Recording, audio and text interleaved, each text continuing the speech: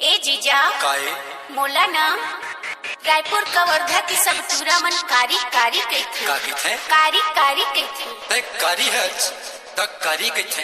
हाँ। अगर तय गोरी होते ना ट्यूबलाइट कस तो तोर सब गोरी गोरी कहती वो। ए जीजा काहे? का मैं सही में कारी हूँ? मगर मैं अमित कमल का कहता सुने का कहथा? डीजे एक्सक्लूसिव आरवी तय कारी है मगर माँ कसम बहुत बड़ दिल वाली है जो। सही में ये फल कारी है बच्चो,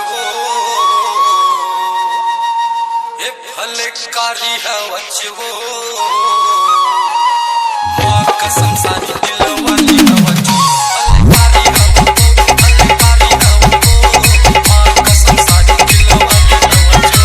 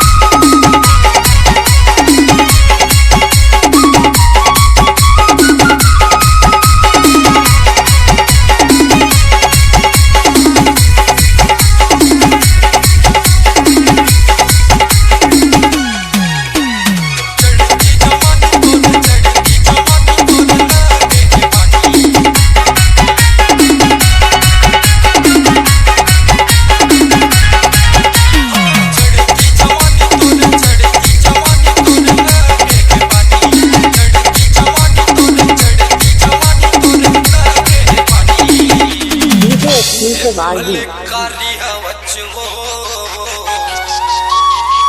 ये फल कारी है बच्चो,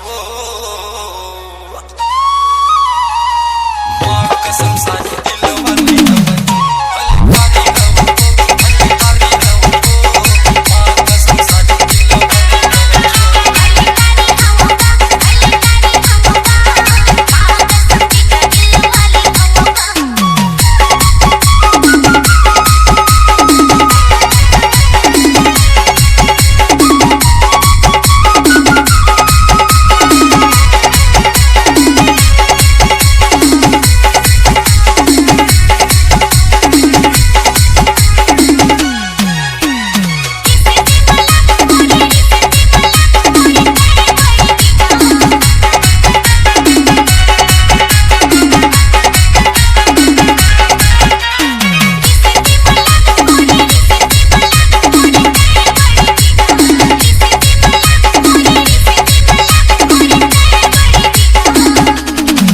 एक्सक्लूसिव आरवी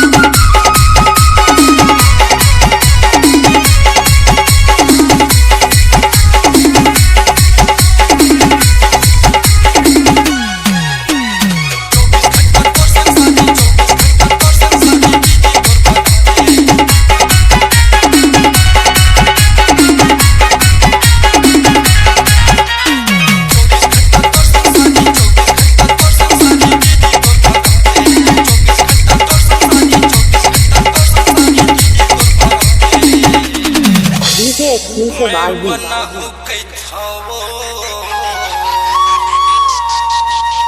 मैं बना हूँ कैथाओ,